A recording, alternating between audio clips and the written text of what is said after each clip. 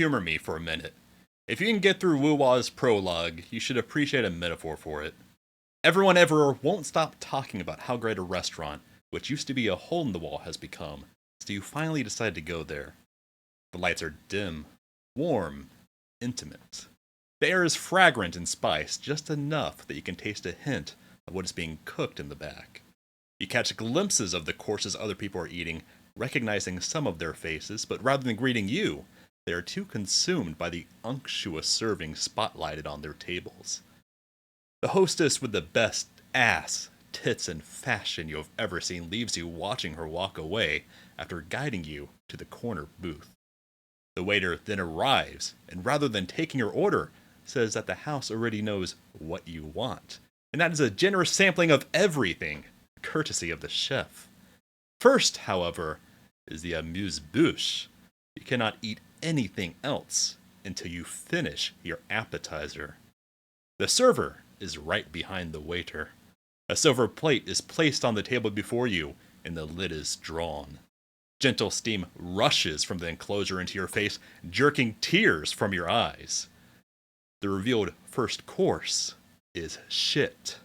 Not merely a turd, it is a yawning diaper overburdened and drooling onto the tablecloth. The waiter proudly proclaims that the Michelin-starred chef has abducted the hobo in the back alley for this edible art piece.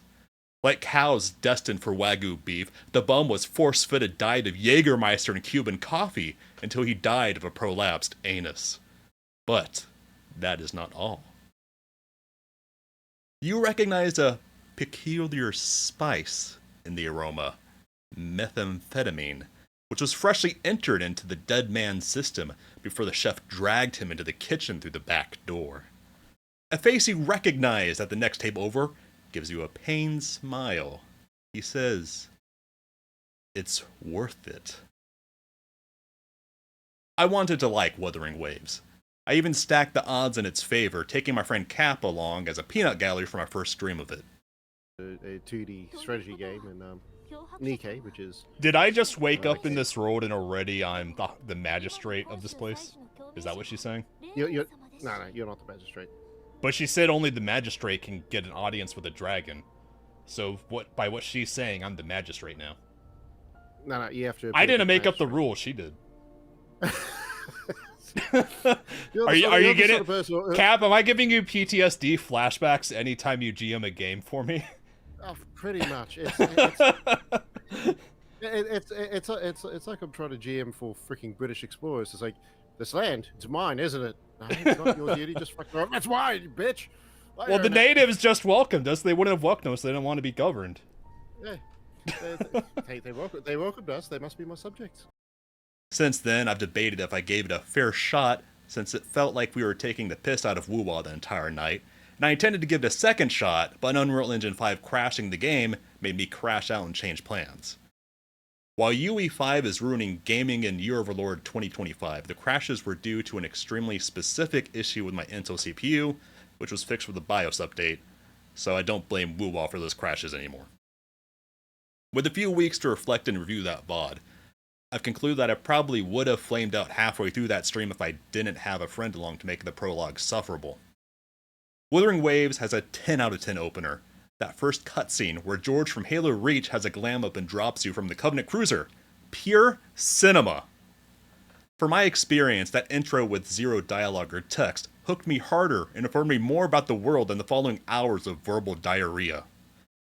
That bait and switch experience may be why I can't bring myself to want to invest the time to get over the starting hump with Wu-Wa, to get to the good part of the game, which supposedly comes fast after the 1.0 content. I am positive I would enjoy it if I could be bothered, and can easily see Wu-Wa being a daily driver game to dick around with on and off stream. The bones of the game I glimpsed were great, with just...